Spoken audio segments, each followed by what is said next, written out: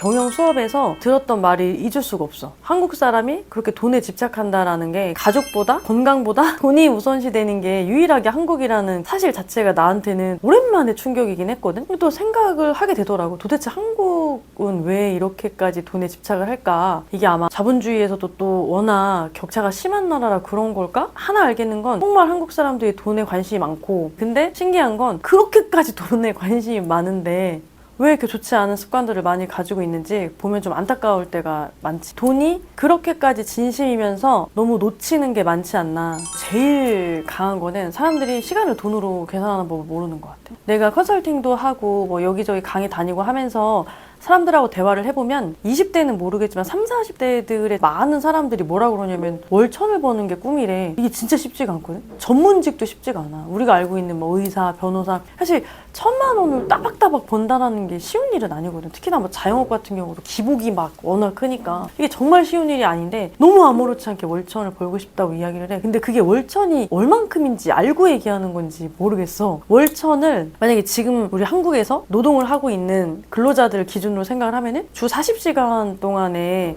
월 1,000을 벌려고 해. 1시간 5만 원 하나? 그럼 1시간 5만 원인 거야. 내 몸값. 이거에 대한 개념이 없다라고 난 생각을 하는 게, 내가 허투루 쓰고 있는 시간 1시간 동안 내 통장에서 5만 원씩 계속 빠져나가고 있다고 생각을 하면 그렇게 시간을 허투루 쓸까? 라는 생각이 진짜 많이 들긴 하거든. 나는 일찍부터 시간을 돈으로 계산하는 습관이 좀 있어서 그런지 모르겠지만 그게 좀 많이 안타깝지. 그리고 가끔 보면 그 돈 조금 아끼려고 시간을 너무 많이 쓰는 친구들 있더라고. MZ세대라고 해서 막 책에도 많이 나오고 트렌드에도 많이 나오고 하는데 진짜 경험을 많이 하러 다니는 것 같아. 근데 그 경험이라고 하는 거는 그 워딩 자체의 뜻도 내가 뭔가 행동으로 인해서 얻어지는 지식이나 뭔가 기술이 있는 것을 뜻하는 거거든. 근데 그런 아웃풋이 없이 경험만 하러 다니는 거야. 이게 뭐 사실 나도 그렇긴 하지만 막 성수동에 가서 뭐 핫플레이스를 막 돌고 하는 거 좋아. 근데 웨이팅만 몇 시간이야. 근데 이제 웨이팅을 하고 나서 내가 배움이 있어. 아, 배울 수 있잖아. 아, 내가 이 정도 값어치가 되는 브랜드를 가서 이 정도를 느끼고 온 건 좋아. 근데 그것도 이제 한번 경험이 됐으면 그걸 쌓아서 나를 위한 발전하는 시간으로 이제 바꿔야 되는데 계속 경험에만 돈을 막 쏟는 거야. 너무 안타까워. 이제 어느 정도 시간 분배를 좀 해서 이제 경험을 어느 정도 했으면 이제는 그 황금 같은 시간을 뭔가 다른 시간으로 채워야 되지 않나. 뭐 공부를 한다든지 좀 책을 읽는다든지 아니면 경험을 했더라면 그 아웃풋을 글을 써서 남긴다든지 사람들한테 공유를 해준다든지, 그러면 또 나도 내 몸값이 올라갈 수 있잖아. 내가 그 경험을 위해서 황금 같은 시간을 썼으면 그 쓴 시간만큼 아웃풋이 있어야지.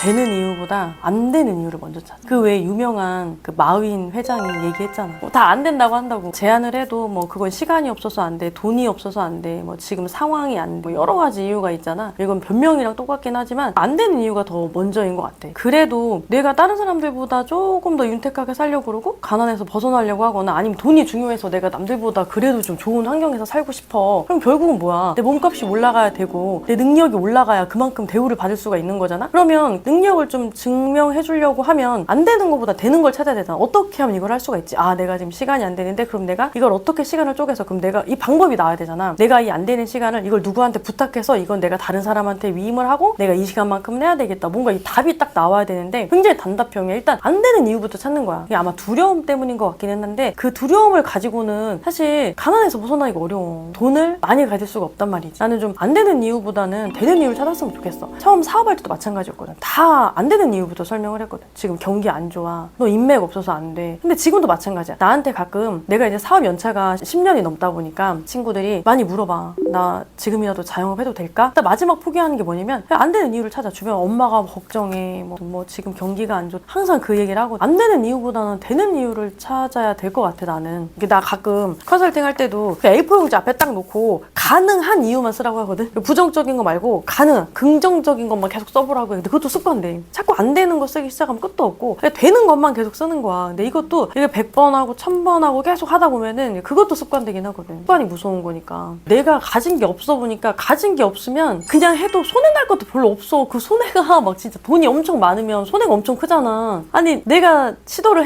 해봤는데 실패했어. 그럼 그게 버팀목이 돼서 그 다음번은 또 성공을 하겠지. 어떻게 한 번에 성공을 해. 난 애기들도 걸음마 떼는 과정에서 얼마나 많이 넘어지겠어. 그럼 말도 안 되는 거거든.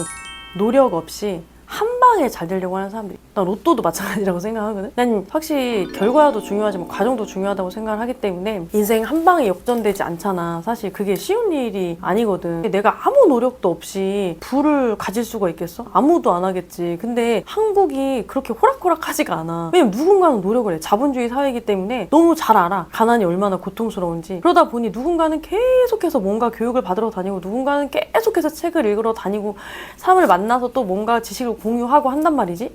그런데 나는 아무것도 안 하면서 돈이 많기를 바라는 게 이게 말이 되냐는 거야.